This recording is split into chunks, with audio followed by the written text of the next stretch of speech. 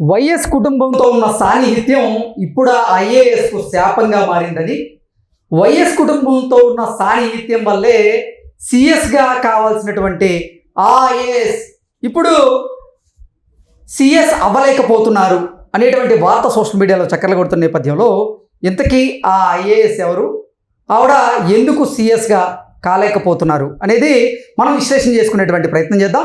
ప్రస్తుతం మనతో పాటు ఉన్నారు ప్రముఖ రాజకీయ విశ్లేషకులు కృష్ణకుమారి గారు. మేడంతో మాట్లాడదాం. మేడం నమస్తే. మేడం నమస్తే.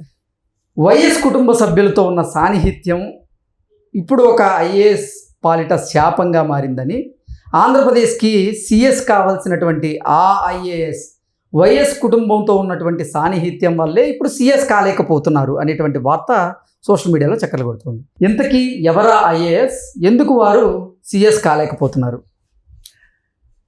ఇంకా ఆలోచించాల్సిందే ఉంది. శ్రీలక్ష్మి. ఓకే. ఆవిడ ఇండియాలో అతి చిన్న వయసులో ఐఏఎస్ టాపర్గా నిలిచిన శ్రీలక్ష్మి. అంత తెలివైన శ్రీలక్ష్మి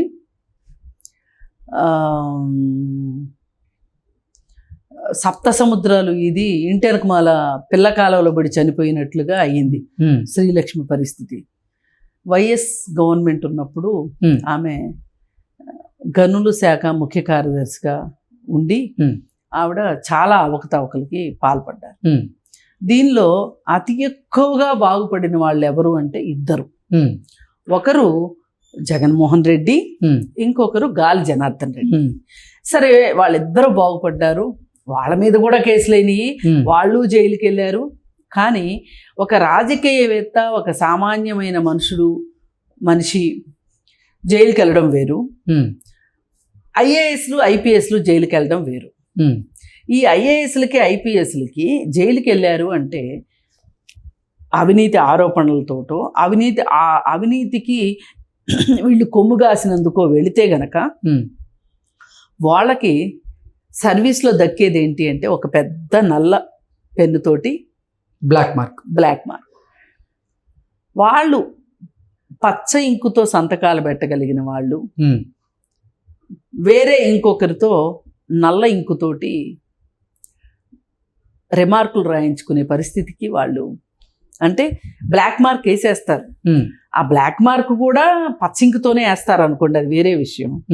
కానీ నీ అధికారాన్ని నువ్వెంత కోల్పోయినట్లు, నీ పలుకుబడిని, నీ గౌరవాన్ని, నీ ప్రతిష్టని ఎంత దిగజార్చుకున్నట్లు. అలాగే ఈ సర్వీసులు ఏవైతే ఉన్నాయో ఆల్ ఇండియా సర్వీసులు అనేవి అవి అంత ఈజీ అయిన విషయాలు కాదు, అవి మామూలు విషయాలు కాదు, అక్కడ నెగ్గుకు రావడం అంత ఈజీ కాదు అనే సంగతి సమాజం మొత్తానికి ఎంత తెలుసో అంతకి వేల రెట్లు ప్రిపేర్ అయ్యే వాళ్ళకి తెలుసు. నువ్వు ప్రిపేర్ అయ్యావు, చదివావు, పరీక్ష రాసావు, సెలెక్ట్ అయ్యావు, ఉద్యోగం వచ్చింది, ఏం లాభం? ఈరోజు నువ్వు ఈ ఐఏఎస్లకి కొంతమంది సిఎస్లు అవ్వకుండానే వేరే వేరే శాఖల్లోకి వెళ్ళడము, లేకపోతే రిటైర్మెంట్ అయిపోవటమో జరుగుతుంది. అట్లాంటిది నీకు సిఎస్ అయ్యే అవకాశం ఉండి నువ్వు సిఎస్ అవ్వలేకపోయావు. ఒక్కరోజు సిఎస్గా ఉన్నా కానీ, ముఖ్య కార్యదర్శి ఉన్నా కానీ నీ పేరు అక్కడ రాసి ఉంటుంది. ఆ అవకాశాన్ని నువ్వు కోల్పోయావు. ఈ మధ్యలో ఈ 2011 నుంచి ఇప్పటి వరకు, అంటే ఎన్ని సంవత్సరాల దగ్గర 13 సంవత్సరాల 14 సంవత్సరాల దగ్గర కాలం నువ్వు ఒక చెడు పేరును మోస్తూ ఈ రోజుకి నీ గురించి ఎవరైనా ఒక కామెంట్ పాస్ చేయగలిగిన పరిస్థితిలోకి నువ్వు పాతాళంలోకి దిగజారిపోయావు.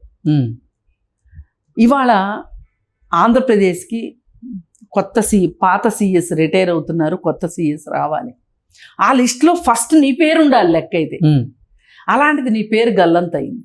దానికి కారణం ఏంటి? నువ్వు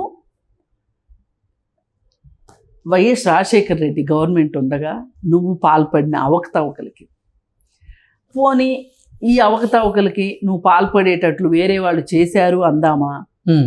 నువ్వేనా తెలివి తక్కువదానివా? నువ్వేమన్నా తెలివి తక్కువదానివా? నువ్వు పెన్ను అక్కడ పెట్టకపోతే, సైన్ చెయ్యకపోతే, నువ్వు కాపీ నోటు రాయకపోతే ఆ స్కామే లేదు, ఆ కేసే లేదు, ఇంతమంది జైలు లేదు. అసలు ఎందుకు ఈ సాహసానికి ఒడిగట్టినట్టు? డబ్బు ఆశ, లేకపోతే వైఎస్ జగన్మోహన్ రెడ్డి లాంటి ఒక యువ పారిశ్రామికవేత్త నా ముందుకు వచ్చాడనా, బలవంతమా, ఏం జరిగింది? అసలు ఎందుకు ఇంత ఇలాంటి ఒక రకంగా వృత్తికైతే మట్టుకు ఘాతకం చేసినట్లే కదా, వృత్తి ధర్మాన్ని మట్టుకు నువ్వు పక్కన పెట్టేసినట్టేగా. ఇలా చేసి ఈరోజు నువ్వు పాముకున్నది ఏంటి అంటే జైలు శిక్ష, అప్రదిష్ట, అంతకంటే వేరే ఏమీ లేదు. ఇప్పుడు ఈమె కోవలోనే ఇంకొంతమంది ఉన్నారు. ఇంకొక రాజగోపాల్ అని, ఇంకొకరని. సరే, బాధాకరమైన విషయం ఏంటంటే ఎక్కడో వేరే రాష్ట్రంలో ఇలా జరిగింది, మనకి ఇన్ఫర్మేషన్ లేదు, మనం ఐ విట్నెస్ కాదు అనుకోవటానికి వీలు లేకుండా ఈ శ్రీలక్ష్మి వీళ్ళకి జరిగిన తరువాత ఈ రోజుకి ఐఏఎస్లు అవే తప్పుడు పనులు చేస్తున్నారు. ఎందుకు చేస్తున్నారు ఈ తప్పుడు పనులు? ఇవాళ చూడండి, ఆంధ్రప్రదేశ్లో మొన్న 19 నుంచి 24 వరకు జగన్మోహన్ రెడ్డి సీఎంగా ఉన్నాడు. ఆయన సీఎంగా లేనప్పుడే తండ్రి అధికారం అడ్డం పెట్టుకుని ఎన్ని అడ్డగోళ్ళు పనులు చేశాడో మనందరికీ తెలిసిన విషయమే. మరి అలాంటి జగన్మోహన్ రెడ్డి దగ్గరికి కావాలి అని పోస్టింగ్లు వేయించుకుని వెళ్ళారు చాలామంది. వెళ్ళి వాళ్ళ బతుకులు ఏమైనాయో మనం చూసాం. వాళ్ళు మళ్ళీ జైలుకి వెళ్ళటం. ఇప్పుడు మొన్న ఐపీఎస్ ఆఫీసర్లు 3, సిఎస్ఆర్ ఆంజనేయులు, క్రాంతి రాణా టాటా, ఇంకొక అతను. ఏంటి వీళ్ళ పరిస్థితి? ఎందుకు చేసినట్లు? ఒక రాజకీయ నాయకుడి కోసం మీరు చేయడం ఏంటి? వాళ్ళతో పాటు మీరు ఇరుక్కోవటం దేనికి? ఒక రకంగా ఆలోచిస్తే వాళ్ళు ఎన్నన్నా చెప్పండి, మీకు మీ పెన్ను పేపర్ మీద సంతకం పడినంత వరకు వాళ్ళు ఏమీ చేయలేరు. అంటే ఇప్పుడు మీరు పవర్ఫుల్, వాళ్ళు పవర్ఫుల్లో చెప్పండి. వాళ్ళ పవరు ఏ ఒడిదుడుకులు రాకపోతే, ఏ మోడీలు కల్పించుకోకపోతే 5 ఏళ్ళు, మధ్యలో వీళ్ళు ఎవరన్నా కల్పించుకుంటే ఎప్పుడు ఊడుద్దో తెలియదు ఆ పోస్టు. కానీ మీ పోస్ట్ ఏంటి? 34 సంవత్సరాలు ఆల్ ఇండియా సర్వీసు. దానికి ఎందుకు ద్రోహం చేసుకుంటున్నారు మీరు? ఇప్పటికీ జరుగుతుంది అది. ఈ రాష్ట్రం అని లేదు, ఆ రాష్ట్రం అని లేదు. ఇప్పుడు మొన్న ఇక్కడ హైదరాబాద్లో మొన్న ఎలక్షన్స్కి ముందు ఫార్ములా 1 రేస్ ఉంది. దానికి సంబంధించి మొత్తం తీస్తే, వాంగ్మూలాలు చూస్తే సింపుల్గా ఉన్నది ఏంటంటే కర్త కర్మ క్రియ అంతా కేటీఆర్ఏ అని వచ్చింది. పేపర్ వాళ్ళు అలా రాశారు, అది కూడా వాస్తవం కావచ్చు. కానీ దాన్ని ఆపగలిగే శక్తి ఎవరికి ఉంది? చట్టం సంగతి తర్వాత, రేపు శిక్ష వేస్తుందా ఏదా ఇవన్నీ వదిలేయండి, అవన్నీ పిచ్చి మాటలు. కానీ నువ్వు సంతకం పెట్టకపోతే ఇది జరిగేదా? కానీ వాళ్ళు ఏమనుకుంటారంటే, అవును నేను సంతకం పెట్టనన్నాను, నన్ను ఏ శంకరగిరి మాన్యాలో పట్టిస్తారు, వాళ్ళకి సంతకం పెట్టేవాడిని పిలిపించుకుంటారు, వాడితో సంతకం పెట్టించుకుంటారు, పని ఎలాగో జరుగుద్ది కదా. ఈ మాత్రానికి నేను కాదనడం ఎందుకు? నేను ఎక్కడికో ట్రాన్స్ఫర్ అవ్వటం దేనికి? వచ్చే డబ్బులు పోగొట్టుకోవడం దేనికి? ఇంకొకటి ఎవడో వచ్చి ఆ డబ్బులు తినటం దేనికి అని ఆలోచిస్తారు వీళ్ళు. ఇలా ఆలోచించి వాళ్ళ బంగారు భవిష్యత్తుని నాశనం చేసుకుంటున్నారు. ఓకే, అంటే వైఎస్ కుటుంబంతో ఉన్నటువంటి సాన్నిహిత్యం వల్లే ఇప్పుడు సిఎస్గా కాకుండా శ్రీలక్ష్మి గారు అంతే ఇబ్బంది పడుతున్నారంట. అంతే, అదే సింపుల్ రీజను. అంత లేకపోతే ఆవిడకి తెలివితేటలు లేక కాదు, ఆవిడకి అవగాహన లేక కాదు. అతి పిన్న వయసులో సివిల్స్లో టాపర్గా వచ్చారు.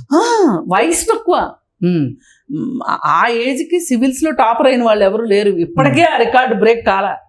శ్రీలక్ష్మి రికార్డు. ఎంత తెలివితేటలు కావాలి ఫస్ట్ అటెంప్ట్లో. అంటే ఫస్ట్ అటెంప్ట్లో చేసేవాళ్ళు కూడా చాలా మంది ఉంటారు. ఉమ్, కానీ ఫస్ట్ రావాలిగా, ఫస్ట్ అటెంప్ట్లో ఫస్ట్ రావాలి. ఉమ్, మళ్ళీ అదే టైంలో వయసు తక్కువ ఉండాలి. అది గొప్పతనం. ఉమ్, ఆవిడ చేతులారా ఆవిడ జీవితం నాశనం చేసుకుంది. కానీ నా గట్టి నమ్మకం ఏంటంటే, నేనేదో మగాళ్ళని తిడుతున్నానని కాదు, కానీ ఉమ్, లేడీ ఆఫీసర్స్ అంత ఈజీగా అర్ధరాత్రులు అపరాత్రులు మీటింగుల్లో కూర్చొని ఇలాంటి ఎదవ నిర్ణయాలు తీసుకునే అవకాశాలు తక్కువ ఉంటాయి, ఏ మాట కామాట. ఉమ్, కానీ వీళ్ళ మొగుళ్ళు ఉంటారు కదా, వాళ్ళని పట్టుకుంటారు. ఓకే. ఇప్పుడు ఇక్కడ కూడా చిన్న చిన్న ఉద్యోగస్తుల్లో కూడా అవినీతి ఎలా జరుగుతుంది అంటే, డ్రైవర్ ద్వారానో ఉమ్, భర్త ద్వారానో జరుగుతాయి. మాట్లాడుకునే మాటలు, ఇచ్చుకునే మూటలు అన్నీ డ్రైవర్లకి మొగుళ్ళకే ఇస్తారు. ఉమ్, వాళ్ళు ఊరికే అక్కడ ఆఫీసులో కూర్చొని సంతకాలు పెడతారు. రేపు ఒకవేళ ఏదైనా ఎంక్వైరీ నడిచింది అనుకోండి, ఎవరిని పట్టుకుంటారు? ఉమ్, ఆమెనే పట్టుకుంటారు. అందుకని మహిళలు కూడా ఒకంత జాగ్రత్తగా ఉండాలేమో ఓకే. అనిపిస్తుంది శ్రీలక్ష్మి ఉదంతము, ఇంకొన్ని ఉదంతాలు చూసిన తర్వాత. ఓకే. ఏది ఏమైనా వైఎస్ రాజశేఖర్ రెడ్డి, వైఎస్ జగన్మోహన్ రెడ్డి వీళ్ళిద్దరి హయాంలో, కొద్దిగా కేటీఆర్ హయాంలో ఐఏఎస్లకి ఐపీఎస్లకి వీళ్ళు ఒక ఏమనాలి, భస్మాసుర హస్తాల్లాగా తయారయ్యారు. Okay madam, thank you so much. Thank you.